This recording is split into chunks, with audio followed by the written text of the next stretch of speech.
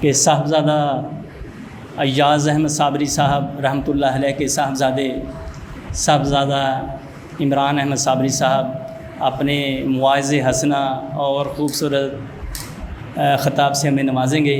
میں دعوت دیتا ہوں کہ وہ تشریف لائیں اور اپنے قیمتی خیالات اور اپنے خطاب سے ہمیں نوازیں۔ نعرہ تکبیر، نعرہ رسالت، نعرہ حیدری، نعرہ غوثیہ، اللہ محمد چار یار، حاجی خواجہ کتب فرید یا فرید، زندہ باد، زندہ باد، زندہ باد، زندہ جاری۔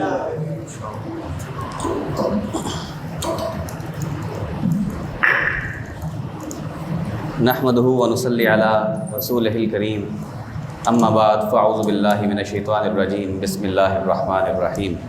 معزز سامعین، السلام علیکم۔ جیسے کہ آپ لوگ جانتے ہیں کہ کچھ عرصہ قبل پیر صاحب نے ایک ٹرینڈ متعارف کروایا ہے کہ جو جمعے کا خطبہ ہے وہ پہلے پیر صاحب خود دیتے رہے ہیں، اس کے بعد انہوں نے ڈیوٹیاں تقسیم کر دیں کہ ہر جمعہ کوئی نہ کوئی کسی نئے ٹاپک کے ساتھ یہاں پہ خطاب کیا کرے گا۔ اس خطاب کا ہرگز مقصد یہ نہیں ہے کہ ہم کوئی پروفیشنل جس طریقے سے علماء اکرام کرتے ہیں، ہماری تو کچھ گزارشات ہیں جو ہم لوگوں نے سیکھی ہیں، پڑھی ہیں، سمجھی ہیں، وہ آپ لوگوں کے ساتھ شیئر کرتے ہیں کہ جو ہمیں پتہ چلا ہے وہ ہمارے جو آتے ہیں مسجد میں نمازی حضرات ان کو بھی پتہ چلے۔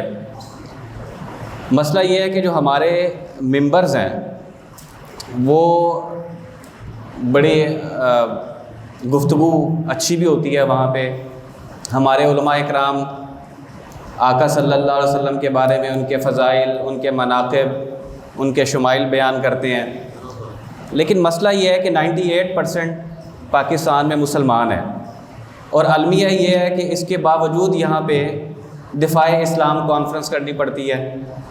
مطلب ایک ایسا ملک جو کہ اسلام کا قلعہ ہے، اس کیا ضرورت پڑتی ہے وہاں پہ کہ وہاں کے لوگوں کو اسلام کی دفاع کے لیے کانفرنسیں منعقد کرنی پڑیں۔ اس کا مطلب یہ ہے کہ ہمارے جو علماء ہیں معذرت کے ساتھ، یا جو ہماری مساجد ہیں، ان کے ذمے جو کام ہے وہ صحیح طریقے سے اس کو نبھا نہیں رہے۔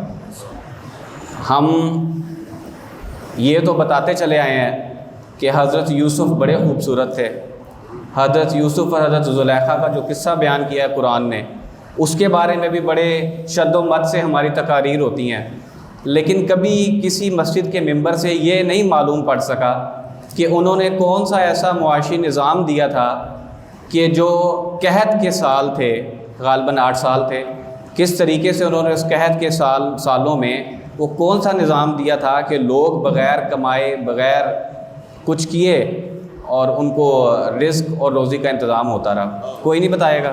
اس کی وجہ یہ ہے کہ ہم لوگوں کا مزاج ہی نہیں ہے۔ آقا صلی اللہ علیہ وآلہ وسلم کی ذات کے بارے میں ہم لوگ بیان کرتے ہیں، ان کے مناقب، ان کے خصائل، ان کے شمائل۔ ہمارے ہاں بحثیں ہوتی ہیں کہ وہ نور ہیں یا بشر ہیں، ہم حاضر ہیں یا ناظر ہیں، لیکن کوئی یہ نہیں بتائے گا کہ مختصر سے 13، 13.5 یا 14 یا 16 سال کے اندر وہ انہوں نے کیا انقلاب اپنے صحابہ میں کنورٹ کیا، یا کیا تعلیمات دی کہ 22 لاکھ مربع کلومیٹر تک اسلامی حکومت قائم ہوگی حضرت عمر کے دور میں۔ کوئی نہیں بتائے گا۔ اس کی وجہ یہ ہے کہ ہمارا موضوع ہی نہیں ہے۔ وہ کون سی ایسی چیزیں تھیں، وہ کون سے ایسے اخلاقیات تھے، وہ کون سی ایسی عادات تھیں، وہ کون سے اطوار تھے جو انہوں نے اپنے صحابہ میں شفٹ کیے، ٹرانسفر کیے، کس طریقے سے وہ لوگ اس وقت کی 2 سپر پاور پرشین اور رومن تھے، ان کو انہوں نے گرایا۔ پرشین امپائر آپ اسی طریقے سے اندازہ لگا لیں جس طرح آج امریکہ ہے۔ خاک کے پڑے ہوئے، پیوند لگے ہوئے کپڑے پہنے ہوئے خلفاء نے کس طریقے سے ان امپائرز کو ڈسٹرائے کیا، تباہ کیا، ہمیں نہیں پتہ چلا۔ ہم لوگ ابھی بھی، آج بھی اگر مسلم امہ پریشانیوں میں گھری ہوئی ہے، یا اس پہ فوراً انویڈرز آ رہے ہیں، یا ان پہ مشکلات ان کو سامنا کرنا پڑ رہا ہے معاشی طور پہ، مالی طور پہ، کسی بھی طریقے سے، اس کی وجہ یہ ہے کہ ہم لوگوں میں جو اسلام کا جسم تھا، جو اسلام کی طاقت تھی یا جو روح تھی، ہمیں ٹرانسفر ہی نہیں ہوئی ابھی تک۔ ہم لوگ مکینیکلی آتے ہیں، نماز پڑھتے ہیں، سجدے کرتے ہیں اور چلے جاتے ہیں. ہمیں نہیں پتہ کہ اس نماز کا کانسیپٹ کیا تھا جس طریقے سے ہمیں ان کو بتایا گیا کہ ہمیں پڑھیں، تاکہ ہم میں وہ اعتبار پیدا ہو کہ ہم لوگ آج جو ہم لوگ احتجاج کرتے ہیں جناب فلانے نے اسرائیل کو تسلیم کر لیا، فلانے نے اسرائیل کو تسلیم کر لیا. چھوٹا سا اسٹیٹ ہے، بالکل چھوٹی سی، میرے خیال میں 20,000 اسکوائر کلومیٹر اس کا رقبہ ہے. وہ آدھے پنجاب جتنی بھی نہیں ہے اور 80 لاکھ کے قریب اس کی آبادی ہے. کس طریقے سے وہ لوگ پوری دنیا پہ مسلط ہیں، چھوٹی سی اسٹیٹ، کہ آج ہم لوگ مجبور ہیں کہ ان کے ہاتھوں کھلونا بنے ہوئے ہیں. آپ کی جتنی پروڈکٹس ہم لوگ یہاں پہ یوز کر رہے ہیں، کوک سے لے کے جو جتنی بھی ہیں، نیسلے، یہ ساری یہودی ہیں. ہم لوگ اس کو نہیں بھاگ سکتے. ہم تو ابھی تک اپنی کوئی ڈرنک نہیں پیدا کر سکے. اس کی وجہ یہ ہے کہ ہم لوگ اس چیز سے دور ہو گئے ہیں جو چیز ہمارے اسلام نے ہمیں سکھائی تھی. وہ ممالک جن کو ہم کہتے ہیں کہ جناب کفار کے ممالک ہیں، ہم کہیں گے یہاں پہ، ہم ممبر پہ بھی کھڑے ہو کے کہیں گے کہ وہ تو جناب یہودی اسٹیٹ ہے یا کافر ملک ہیں، لیکن اگر وہاں کا ویزا ملے تو ہم لوگ پہلے جائیں گے. اس کی وجہ یہ کیوں ہے کہ ہم وہاں پہ سیٹ ہونا کیوں چاہتے ہیں؟ اس کی وجہ یہ ہے کہ انہوں نے ہمیں اپنے ملک میں انہوں نے ایک نظام دیا ہے. وہاں پہ جھوٹ نہیں ہے، وہاں پہ دھوکہ نہیں ہے، وہاں پہ فریب نہیں ہے، وہاں پہ چوری چکاری نہیں ہے. اور جتنی اسلامک سٹیٹس ہیں سب کچھ جو موجود ہے وہاں پہ چوری بھی ہے، چکاری بھی ہے. اس کی وجہ کیا ہے؟ کیا ہم لوگ اسلام کو سمجھ نہیں سکے ہیں؟ صرف میکینیکلی جس طریقے سے ایک روبوٹ ہمیں پروگرام فیڈ کرتے ہیں آپ کسی روبوٹ میں، وہ جو ایکٹ کر رہا ہے اسی طریقے سے ہم لوگ ایکٹ کر رہے ہیں. حال ہی میں اس نے UAE نے، عرب امارات نے اسرائیل کو تسلیم کر لیا ہے. تو بڑے واویلا ہوا ہے، بڑی بحثیں مباحثے ہوئے ہیں، لیکن ہم نے اپنی طرف کبھی نظر نہیں اٹھا کے دیکھی. ٹھیک ہے، وہ چھوٹی سی اسٹیٹ ہے، معاشی طور پہ مضبوط ہے، دفاعی طور پہ مضبوط ہے، ان کے لوگ صحت مند ہیں. وہاں پہ طبی موت ہوتی نہیں ہے. مطلب طبی موت اس طریقے سے کہ جناب کسی کو ہارٹ اٹیک ہو گیا ہے، کسی کو کوئی بیماری ہو گئی ہے. ساری بیماریاں ہمارے ملکوں میں ہیں. ہمارا اسلام ہمیں درس دیتا ہے جی کہ صفائی نصف ایمان ہے، آدھا ایمان صفائی ہے. آپ اپنے گھروں کے حالات کا اندازہ لگا لیں، آپ مساجد کے واش روم کا اندازہ لگا لیں، نہیں صفائی ملے گی. اور جن ملکوں نے یہ صفائی نصف ایمان کو سمجھا ہے وہاں جا کے دیکھیں، وہاں پہ بیماریاں نہیں ہیں اور ہمارے ملکوں میں بیماریاں ہیں. اسلام کوئی آپ کو ایسا نہیں بنانا چاہتا کہ آپ جناب بالکل گونگے بہرے اور مفلوج ہو کے صرف نمازیں پڑھتے رہیں. اسلام کو ایسی نماز کی ضرورت نہیں ہے. اسلام یہ چاہتا ہے کہ میرا جو فرد ہے، میرا جو فالوور ہے، وہ صحت مند ہو، وہ جہاد کرے. آج ٹاپک بھی جہاد کا ہے، تو جہاد کے بارے میں آپ کو بتاؤں گا کس طریقے سے ایک فرد جو ہے اس کے ذمے کیا جہاد ہے. جہاد جب بھی ہمارے ذہن میں آتا ہے تو ہمارے ذہن میں خوف و ہراس پیدا ہو جاتا ہے.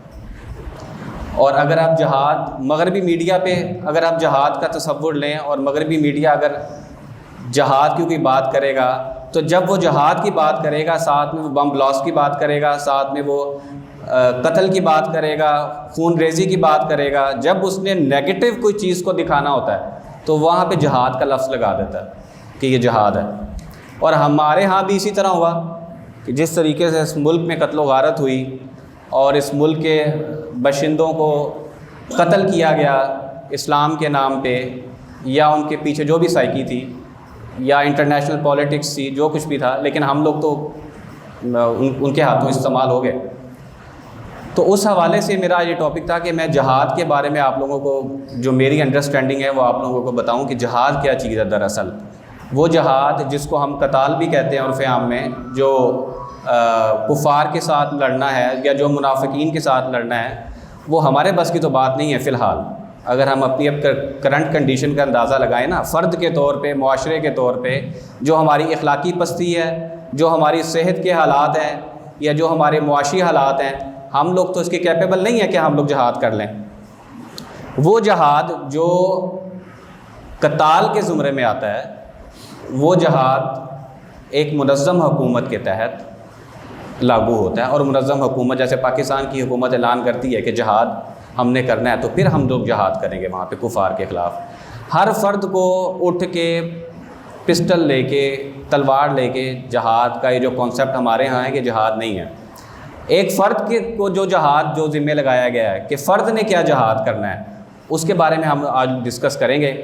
2 بجے انشاءاللہ پورا ہم لوگ اس کو ختم کریں گے, کیونکہ میں نے ایک شارٹ سا ٹاپک لیا ہے تاکہ انڈرسٹینڈنگ بھی ہو جائے اور ہماری حاضری بھی یہاں پہ لگ جائے. سب سے پہلے جہاد کے لفظ کو ہم سمجھیں گے کہ جہاد کس چیز سے نکلا ہے. جہاد نکلا ہے جہد سے. اس کو جہد بھی کہتے ہیں, اس کو جوہد بھی کہتے ہیں. جیسے ہم عمومی طور پہ بولتے ہیں کہ یار بڑی جد و جہد کی ہے اس نے, یہ اس سے نکلا ہے, اس کا ماخذ ہے جہد.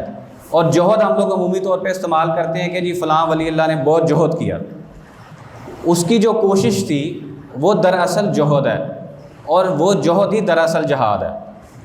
کہ جہاد کا مطلب یہ ہے کہ سخت محنت کرنا, مشقت کرنا, طاقت اور استطاعت اور کوشش اور جستجو کرنا, اور کہاں کرنا, کس کے لیے کرنا, یہ اب تعین کرے گا کہ وہ جہاد تھا کہ یا وہ ہماری ایک لا حاصل کوشش تھی. اگر یہ ہماری جہاد, اگر یہ ہماری کوشش, ہماری محنت, ہماری استطاعت, ہماری مشقت, ہماری محنت اللہ کی رضا کی خاطر ہوگی تو وہ جہاد بنے گا. اگر وہ اللہ کی رضا کی خاطر نہیں ہوگی تو وہ جہاد نہیں ہوگا, اس کے پیچھے ہمارا کوئی نہ کوئی اور مقصد ہوگا اور وہ اللہ کی رضا کی خاطر نہیں ہوگی.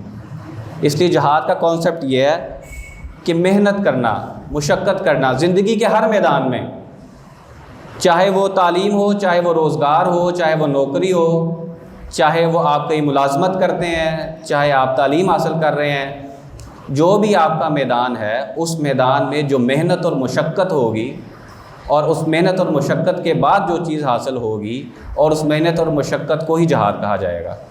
یہ ایک کانسیپٹ ہمارا کلیئر ہوا کہ جہاد کیا چیز ہے. اب جہاد, یہ تو تھے لغوی معنی اس کے, لغت میں اس کے کیا معنی ہے. اب جہاد کے ہم شرعی معنوں کی طرف آئیں گے کہ شرعی معنی کیا ہے. شرعی اصطلاح میں جہاد کا مطلب یہ ہے کہ اپنی تمام تر جسمانی, ذہنی, مالی اور جانی صلاحیتوں کو اللہ کی رضا کی خاطر استعمال کرنا. اب ہمارے ہاں کانسیپٹ یہ ہے کہ اللہ کی رضا صرف مسجد میں ہے, مطلب ہم نماز پڑھیں گے, ہم حج ادا کریں گے, ہم زکوٰۃ دیں گے, ہم خیرات کریں گے تو یہ اللہ کی رضا ہے. اللہ کی رضا یہ بھی ہے, لیکن اللہ کی رضا یہ بھی ہے کہ جو میرا مومن ہے وہ ایک مضبوط, ہر لحاظ سے مضبوط انسان ہو. اس کی میں آگے حدیث بیان کروں گا کہ آقا صلی اللہ علیہ وسلم نے کیا فرمایا تھا ایک مضبوط اور ایک کمزور مومن کے بارے میں.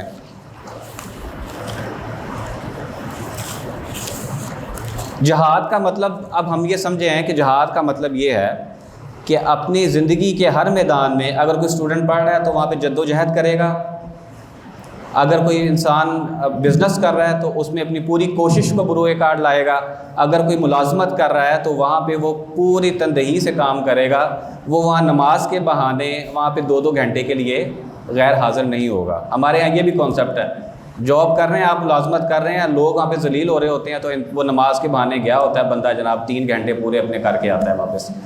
تو یہ اللہ کی رضا نہیں ہے اور وہ جہاد بھی نہیں ہے, اور اس طرح سے کمایا گیا جو رزق ہے وہ حلال بھی نہیں ہے.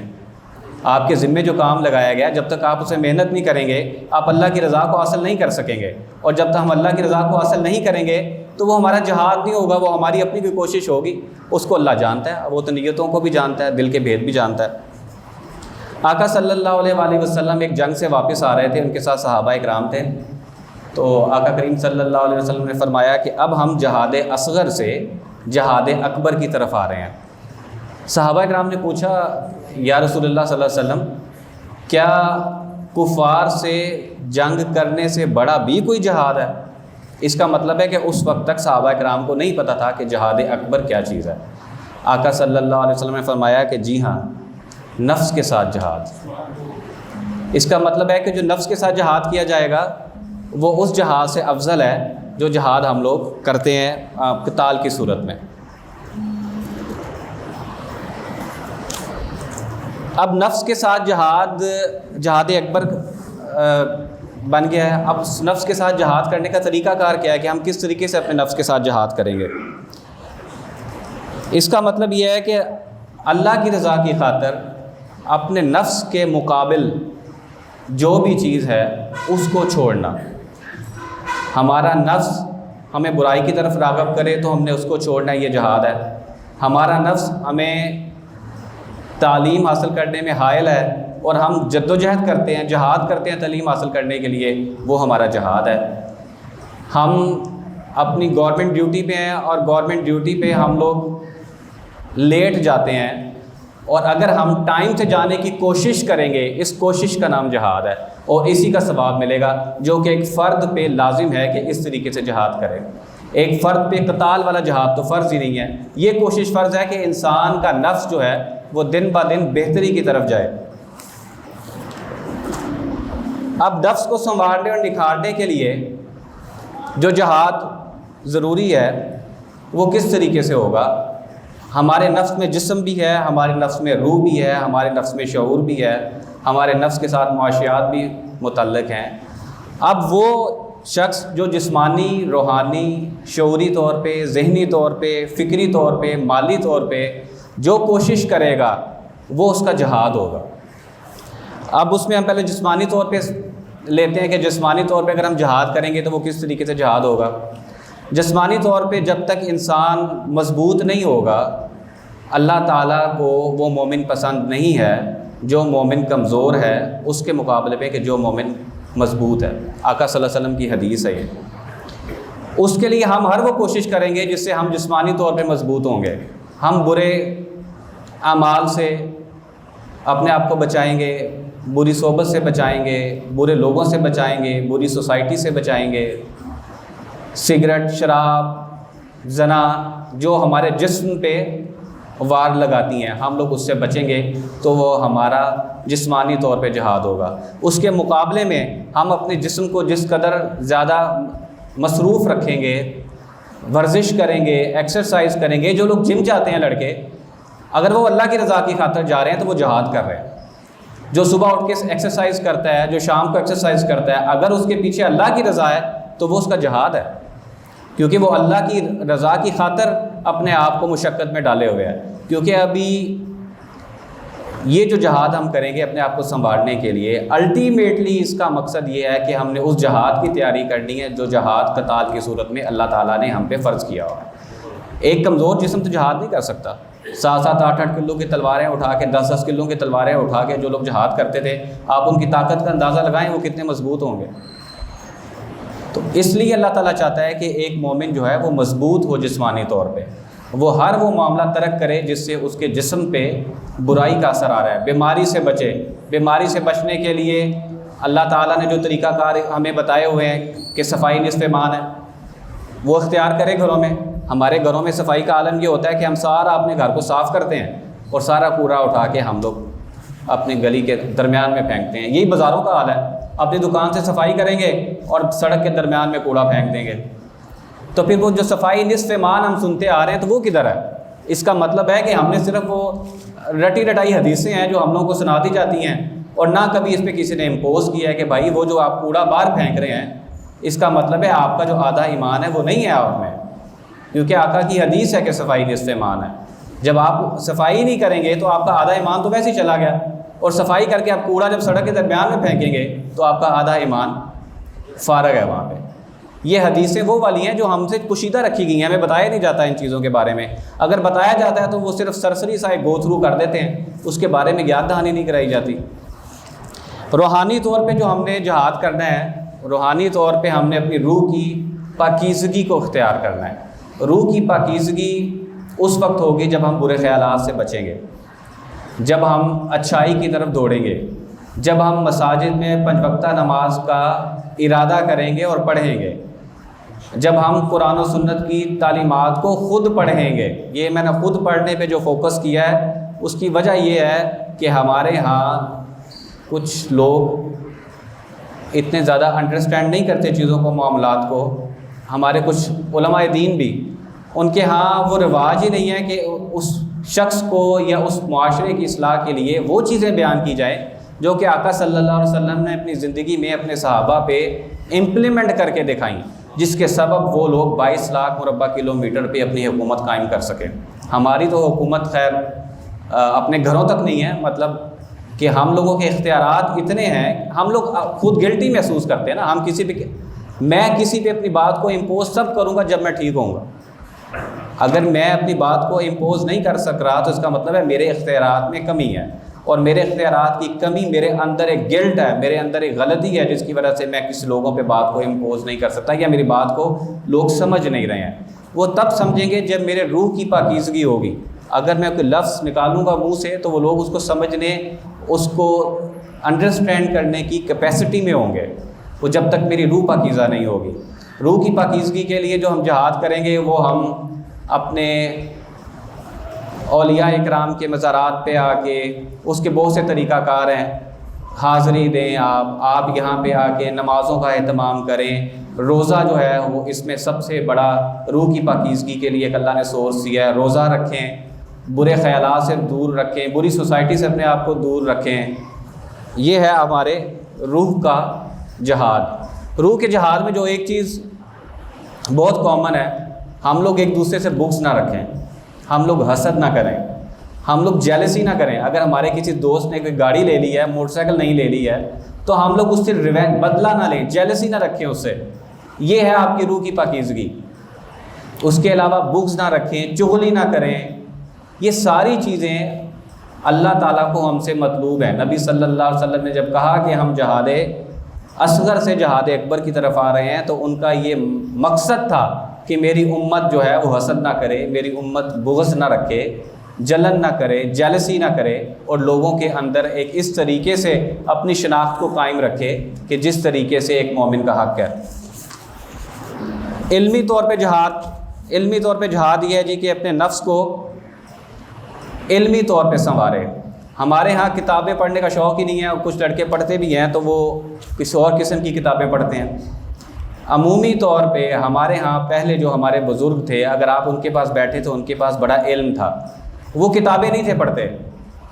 ان کی سوسائٹی ایسی ہوتی تھی کہ وہ سوسائٹی ان کو سکھاتی تھی۔ ہماری تو نہ سوسائٹی اچھی ہے، نہ ہمارے پاس کوئی ذوق شوق ہے کتابیں پڑھنے کا۔ کتابوں میں سب سے افضل ترین کتاب قرآن ہے۔ قرآن کا ترجمہ ہم لوگوں میں سے بہت سے لوگوں نے نہیں پڑھا ہوا، ترجمہ تو چھوڑیں، ہم لوگوں نے ویسے نہیں پڑھا ہوا قرآن پاک۔ احادیث کی کتابیں ہیں، احادیث کی کتابیں پڑھیں، لیکن خود پڑھیں، کوشش کریں، جستجو کریں۔ اس جستجو کا نام جہاد ہے، اور یہی آقا صلی اللہ علیہ وآلہ وسلم کو ہم سے مطلوب ہے۔ اگر ہم کوشش کرتے رہیں گے، ہم جہاد کا ثواب کماتے رہیں گے۔ مومن کا کوئی لمحہ بھی ثواب کے بغیر نہیں گزر سکتا اگر وہ اپنی زندگی کا ہر لمحہ آقا کریم صلی اللہ علیہ وآلہ وسلم کی تعلیمات کے مطابق گزار رہا ہے۔ ایک تعلیم ان کی یہ ہے کہ جہاد اکبر کریں، اور جہاد اکبر میں بتا رہا ہوں، اگر آپ یہ کام شروع کریں گے تو انشاءاللہ آپ کی زندگیوں میں تبدیلی آئے گی، اور وہ ثواب جو اللہ تعالیٰ کو مطلوب ہے ایک مومن سے، جو کہ اللہ کا ایک کریشن پلان ہے کہ ہمیں یہاں پہ کچھ دیر ٹھہرا کے، ہمیں آزما کے، ہمیں مستقل طور پہ جنت میں بسانا، یہ اللہ تعالیٰ کا جو منصوبہ ہے یہ اسی طرح پورا ہوگا اگر ہم اللہ تعالیٰ کے احکامات پہ اسی طریقے سے عمل کریں جس طریقے سے آقا صلی اللہ علیہ وآلہ وسلم نے ہمیں بتایا۔ علمی طور پہ جہاد، علم کا ایک یہ بھی پرابلم ہے کہ ہم یہ نہیں سمجھ پاتے کہ ہم نے علم کون سا حاصل کرنا ہے۔ حالانکہ یہاں پہ تقسیم کر دی گئی کہ دینی علم یہ ہے اور دنیاوی علم یہ ہے۔ یہ مسئلہ بہت پیچیدہ ہے، لیکن میں آپ کو ایک بہت مختصر سے ٹائم کے لیے میں بتاؤں گا، یا مختصر سے آپ کو یہ بتاؤں گا کہ ہر وہ علم جو آج کل دنیا میں موجود ہے، چاہے وہ ڈاکٹری ہے، چاہے وہ انجینئرنگ ہے، چاہے وہ فلکیات کا علم ہے، چاہے وہ تاریخ ہے، چاہے وہ ادب ہے، چاہے وہ شاعری ہے، چاہے وہ مصوری ہے، ہر وہ علم جو اب موجود ہے وہ اسلامی علم ہے، وہ اسلامی علم ہے۔ اس کو جانچ لیں کہ ہر وہ علم جو آج کل موجود ہے، جو یونیورسٹی میں پڑھایا جا رہا ہے، وہ اسلامی علم ہے۔ اسلامی علم علیحدہ سے کوئی نصاب نہیں ہے۔ آقا صلی اللہ علیہ وسلم نے جب قیدی کر لیے تھے کفار کو، اور ان کو کہا کہ آپ لوگوں کو ایک طریقے سے رہائی مل سکتی ہے، ان کفار نے پوچھا جی کس طرح؟ انہوں نے کہا جی ہمارے بچوں کو تعلیم دیں۔ ان کی رہائی، کفار کی رہائی مسلمانوں کے بچوں کی تعلیم سے مشروط کر دی گئی تھی۔ تو کیا انہوں نے ہمیں کوئی حدیث پڑھانی تھی کفار نے، یا قرآن پڑھانا تھا؟ کیا پڑھانا تھا انہوں نے وہ دنیاوی علم جس کو ہم دنیاوی علم کہتے ہیں آج کل، وہ پڑھانا تھا ان کو۔ اس کا مطلب ہے آقا صلی اللہ علیہ وآلہ وسلم نے کسی علم میں کوئی تخصیص نہیں کی۔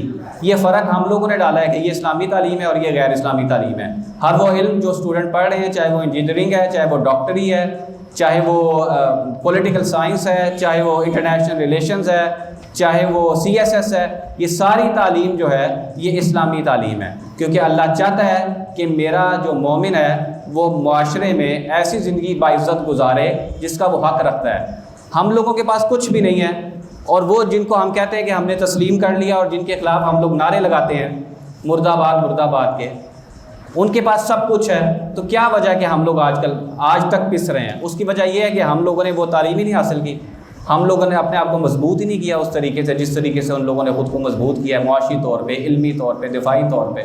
ہم تو آج بھی مرہون منت ہے اغیار کے، جن سے ہم لوگ کبھی جہاز لیتے ہیں، کبھی ہم لوگ ان سے جناب ٹینک لیتے ہیں، ہم تو کچھ بنا ہی نہیں سک رہے اپنا۔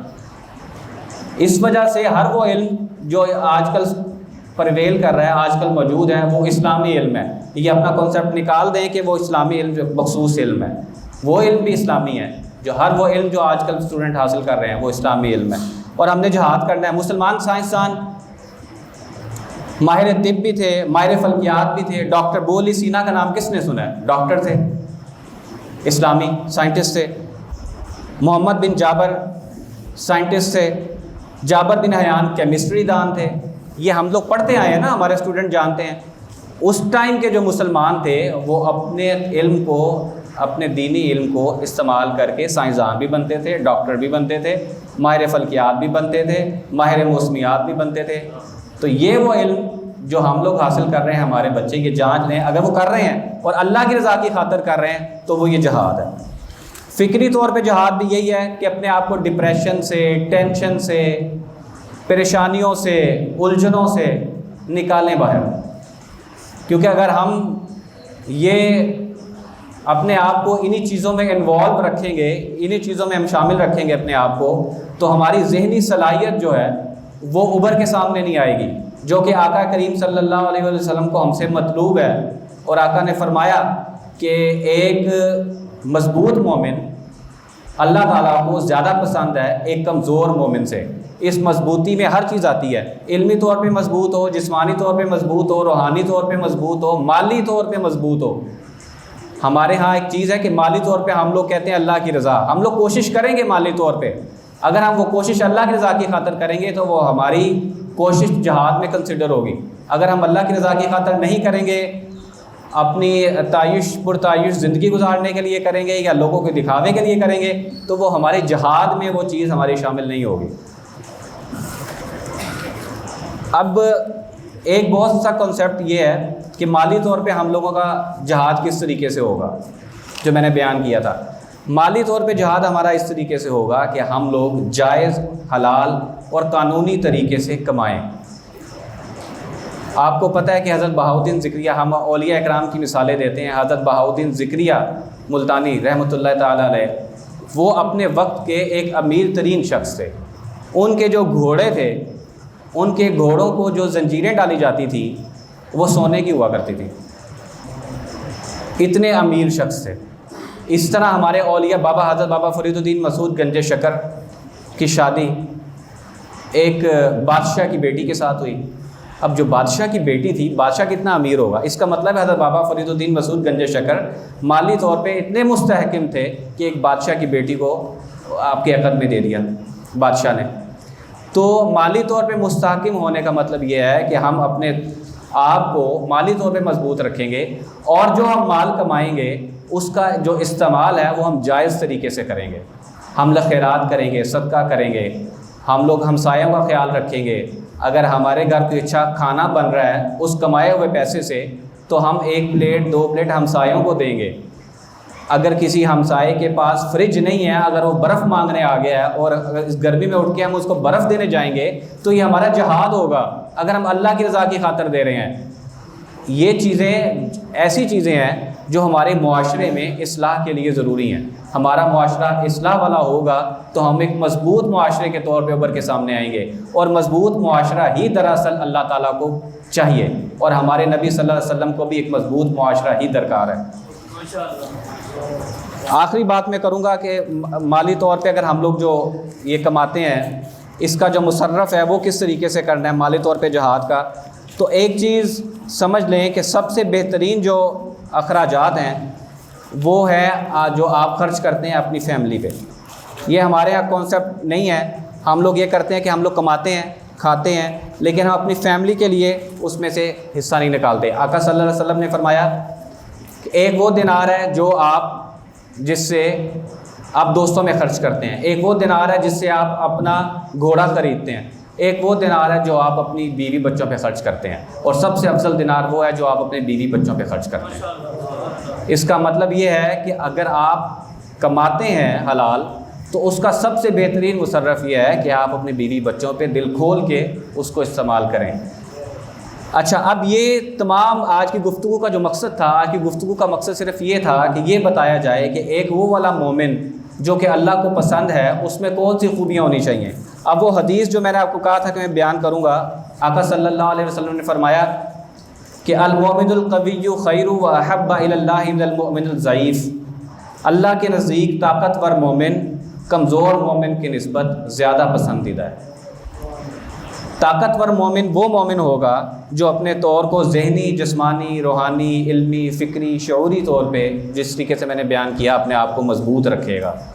اگر وہ مضبوط رکھے گا تو وہ آقا کا بھی پسندیدہ آدمی ہے اور اللہ کا بھی پسندیدہ آدمی ہے۔ یہ سارا جہاد جو ایک فرد سے مطلوب تھا، اگر ہم آج سے اس جہاد کو کرنا شروع کر دیں، ہم ایک ایسا معاشرہ پیدا کر لیں گے اور ایسے افراد پیدا کر لیں گے کہ وہ والے افراد وہ جہاد کر سکیں جو ہمیں اصلاً چاہیے، کفار کے خلاف جہاد۔